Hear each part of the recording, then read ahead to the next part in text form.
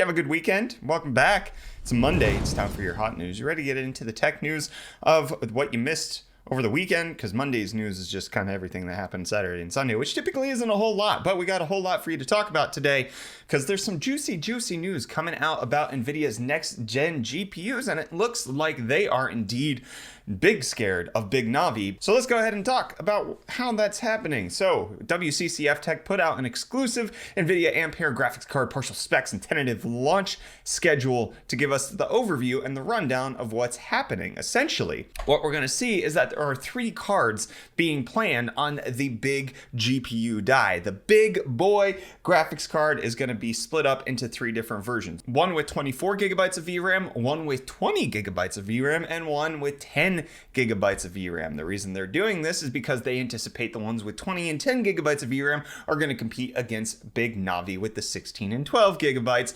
respectively, and those are going to be replacing the 2080 Super. It is worth noting that in this WCCF Tech article, they note that NVIDIA is not yet firm on any of the naming schemes for the next generation of cards, so they're just essentially calling it based on what GPU it's replacing rather than what it's actually going to be called. Like, there's no 3080. They're just saying it's the 2080 Super replacement. Essentially, if we could go to the chart that they provide, what we have is the 2080 Ti replacement is going to have 24 gigabytes of VRAM. We've seen in benchmarks that have come out that this should be anywhere from 40 to 50% faster in normal gaming scenarios, and then much faster in typical ray tracing scenarios, with a launch schedule in the second half of September. Then we have 2 cards replacing the 2080 Super to directly compete against Big Navi with 20 and 10 gigabytes of VRAM respectively. These should be in the 20 to 35% faster region of a 2080 Ti, and that is essentially where we can expect Big Navi to land as well, with the 20 gigabytes of the 2080 Super being the one that's at the high end, but then the 2080 Ti replacement is going to be the one that beats Big Navi, which is likely, if I'm going to guesstimate based on what we already know, that's going to be called the 3090. Then the 2080 Super replacement with 20 gigabytes of VRAM will be called the 3080 Ti, and the 2080 Super replacement with 10 gigabytes of VRAM will be called the 3080. So you can see the release dates here, mid-September for the 10 gigabyte 2080 Super replacement, the second half of September for the 2080 Ti replacement, as well as the 2070 Super replacement, the first half of October for the big 2080 Super card, and then unknown dates for the 16 gigabyte 2070 Super replacement and the 2060 Super replacement. So does this line up with what you're expecting? Would this be a breakdown that you would want? And we could just quickly, as I look at this 2080 Ti replacement, my guess is $1,200. 2080 Super replacement, that's going to be $1,000. Second 2080 Super replacement, $700. 2070 Super replacement, this is probably going to be in an interesting price category, maybe $600, with the lower end 2070 Super coming in at the $500 mark, and then the 2060 Super replacement coming in at $400. That's what makes sense to me. Would you buy them at those prices with the anticipated specs that I've quoted to you? Let me know down below in the comments. But we did also get some information out of Gamers Nexus, who said that while we've been hearing that the anticipated announcement date of the RTX 30 series is going to be sometime in September, they said, according to the board partners that they've been speaking to, September 9th is the anticipated announcement date of these cards, which would help to line up with these release dates of the mid and second half of September for the higher end cards coming out. So coming soon, just about a month away as of filming right now. Is this the time that you want to see? Let me know. But while we're waiting for Big Navi and Ampere to come out, AMD's not slowing down. No, according to new reports, they are currently working on not big Navi, which would be Navi 31. They're working on big Navi, or the biggest Navi. That's essentially what we got. This is just a leak coming out that there is a Navi 41 in the works. That's all I got, which would make sense. AMD's continuing to work on RDNA 4. That just makes sense.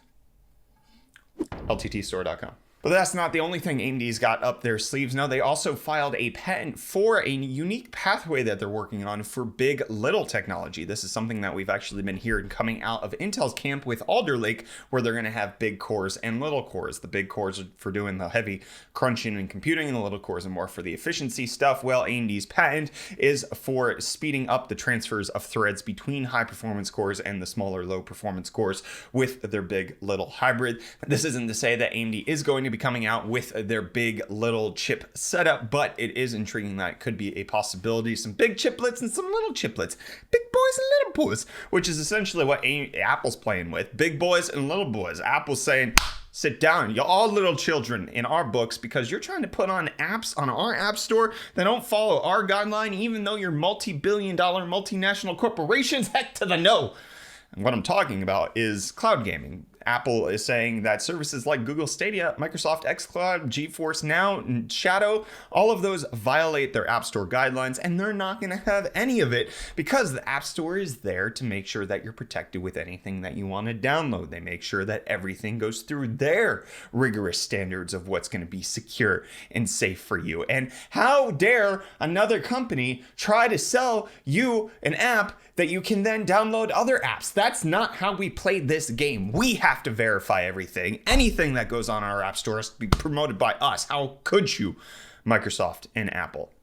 That's essentially what it comes down to. xCloud, we talked about this in an episode of Hot News last week, is the streaming service from Microsoft, and they pulled their test pilot program because of Apple's rules where you simply won't be able to use this. And it does feel, at least from my side, a little controlling from Apple to try to dictate how this is going to work. And essentially, with Apple having tons of people using their devices, it kind of limits how cloud gaming gets rolled out in the future, and Apple is now the arbiter of cloud gaming, even though they're not the ones developing it. It could also be because Apple's developing their own, and if they ever come out with their own, well, howdily doodly, they don't have to follow by their own same standards because they're the ones approving it, even though, Microsoft and Google and Nvidia are all giant corporations. And technically, Nvidia's not even doing that because they don't sell it. You have to buy it on Steam. Anyways, what do you think of this? Let me know down below. But Facebook Gaming also getting impacted by this because they launched on iOS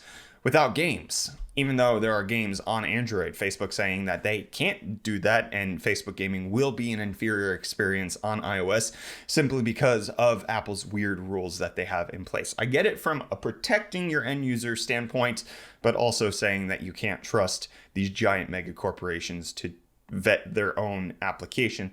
Kind of odd. Might be just because you want to get a slice of the pie. I don't know. That speculation. Follow the money.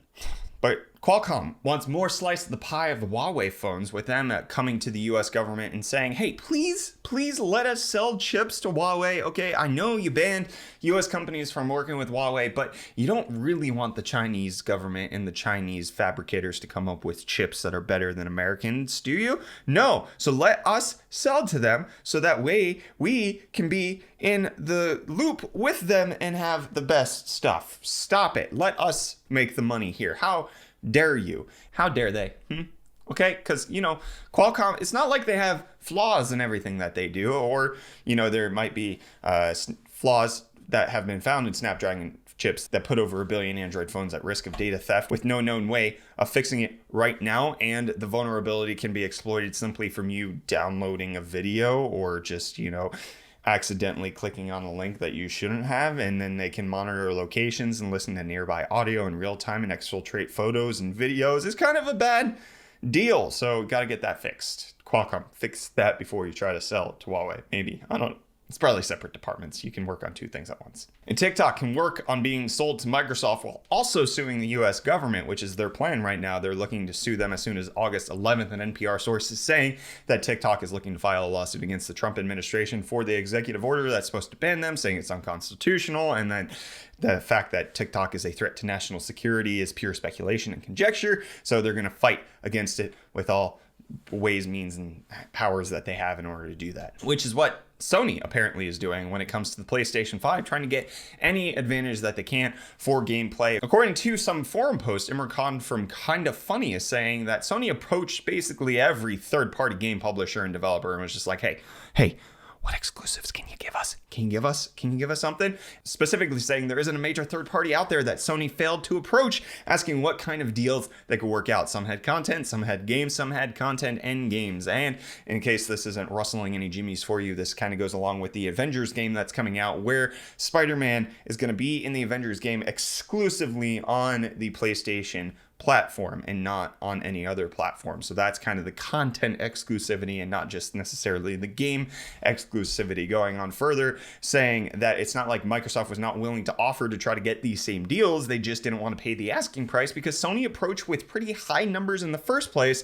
and saying that Sony is looking for the PlayStation Advantage branding and console exclusive wording are both going to get a lot of use in the next few years.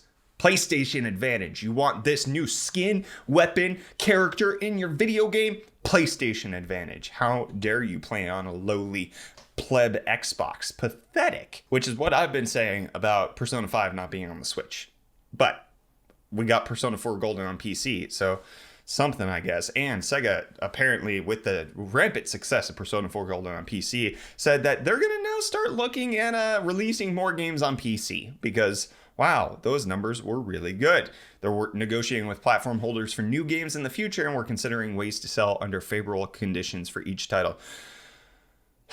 Persona 5 Scramble needs to come out locally in the West, and then we also need to get it on the Switch. You can give me Persona 5 on the PC. I'll take that as well. Just give me more Persona. Atlas, Sega, same company. Don't care. All right? And give me more Animaniacs. And apparently that's happening. I feel like we talked about this a while ago, that there's an Animaniacs reboot that's coming out. Well, it's coming out in November. November 20th is the release date of the 13-episode reboot of Animaniacs, coming out exclusively to Hulu. It will also be executively produced by Steven Spielberg, as was the original. Pinky in the Brain. Pinky in the Brain. One's a genius. The other's insane. Pinky is the genius, in case you didn't know. Whole fun little rabbit hole to go down. Go watch YouTube videos on that, okay? Brain's the idiot, Pinky's the genius. Okay, I'm not mixing it up. Just go check it out. And go check out your life, because you're done with this episode of Hot News. Why don't you hit the like button if you enjoyed it? Get subscribed to stay up to date on more news stuff. We got more hot news coming for you tomorrow. It's coming for you, okay? You better watch, or it's going to heat seek you out and put cellophane on your toilet seat, and then you're just gonna, it's not gonna be a pretty, bye.